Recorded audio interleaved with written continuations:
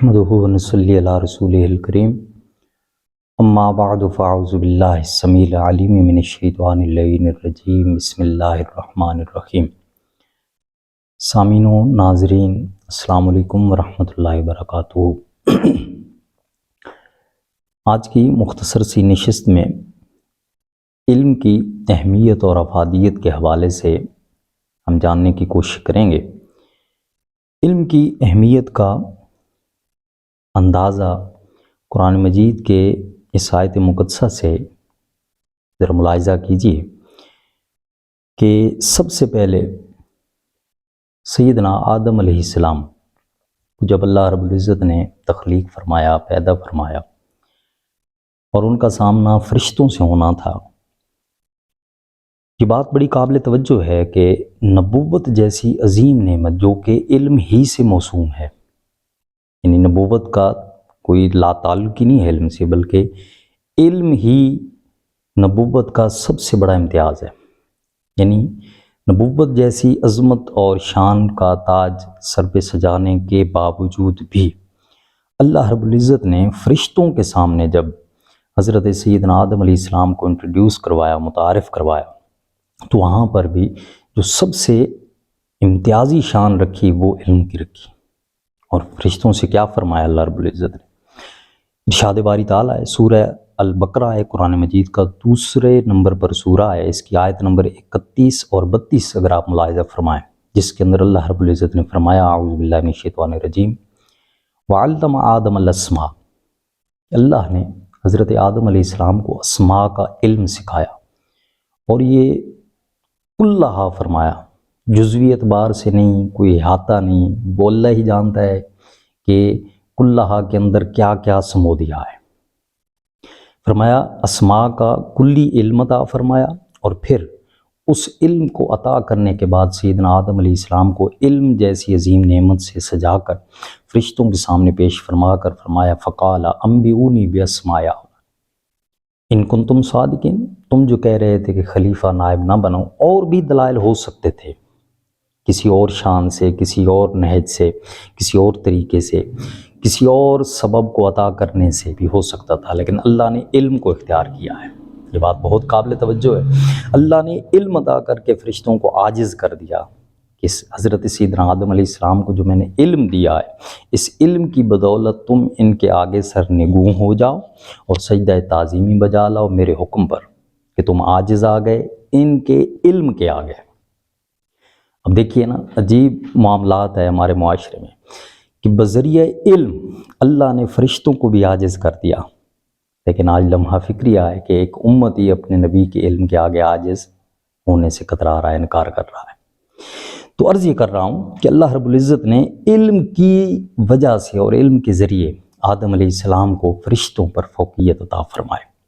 اب اس کے بہت سارے پہلو ہیں، لیکن مختصر کرتے ہیں۔ آئیے آگے ایک آیت ہے، دوسرے نمبر پر آ جائیں کہ علم کی اہمیت کی ایک یہ بھی بہت بڑی وجہ ہے، اور وہ یہ کہ قرآن علم کا منبع ہے، قرآن میں ہر ایک چیز ہے۔ آپ حیران ہوں گے کہ دیکھیے نا، علم ایسی چیز ہے کہ اللہ نے قرآن کی ابتدا بھی علم ہی سے کی ہے۔ سورہ علق پڑھیے قرآن مجید کا، یہ سورہ علق ہے اور یہ 96 نمبر سورہ ہے، اس کی آیت نمبر 1 سے لے کر 5 تک کا مشاہدہ فرمائیں۔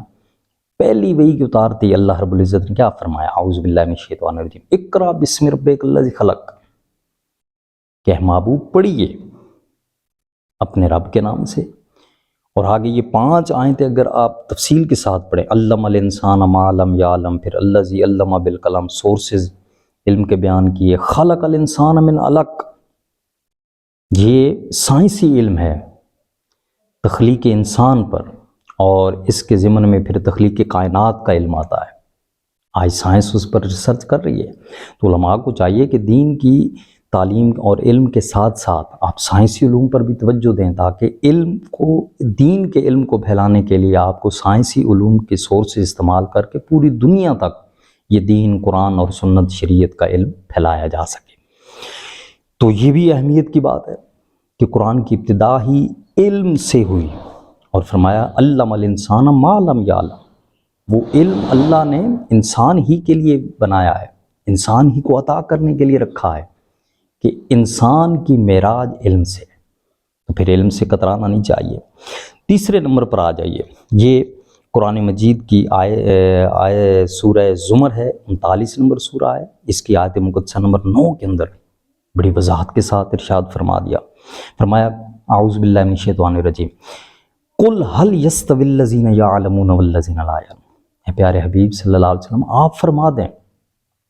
یہ جو صاحبان علم ہیں اور محرومان علم ہیں یہ برابر نہیں ہو سکتے۔ ہمارے معاشرے کا یہ المیہ اور سب سے بڑا المیہ یہ ہے کہ یہ جو ہم نے خلط مبز کر رکھا ہے، گڈ مڈ کر رکھا ہے، حالانکہ اللہ نے صاف واضح فرما دیا کہ صاحب علم اور محروم علم یہ برابر نہیں ہیں۔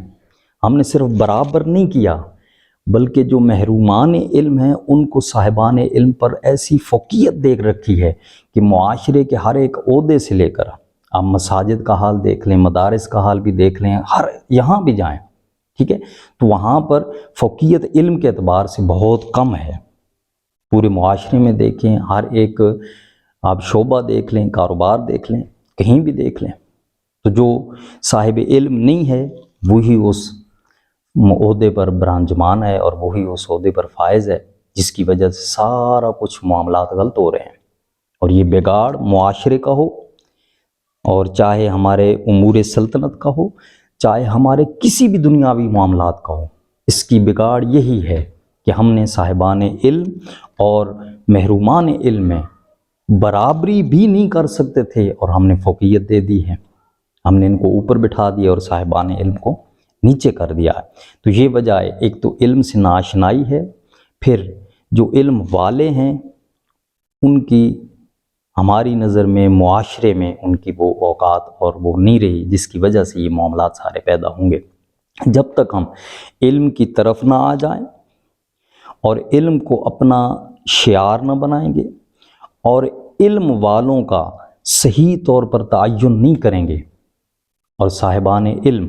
اگر صحیح معنوں میں علم کی روشنی میں جو کچھ اللہ نے انہیں عطا کر رکھا ہے اس کے حوالے سے جد و جہد نہیں کریں گے تو یہ معاملات بگڑتے چلے جائیں گے۔ ایک ہی سبق ہے ہمیں قرآن مجید سے کہ ہم علم کی طرف واپس آئیں اور صاحبان علم کو اہمیت دے کر ان سے علمی میدان میں جتنے بھی مراتب ہیں، جتنے بھی عہدے ہیں، ان پر ان کو براجمان کر کے ان سے مستفیض ہو سکیں، تب ہی ہماری فلاح ہے اور تب ہی ہماری بقا ہے۔ قومیں ہمیشہ علم سے پھلتی پھولتی ہیں اور علم ہی سے باقی رہتی ہیں۔ اللہ رب العزت میں عمل کی توفیق عطا فرمائے اور اس پر اعتقاد کی بھی توفیق عطا فرمائے۔ وما علینا الا البلاغ۔ السلام علیکم ورحمۃ اللہ وبرکاتہ۔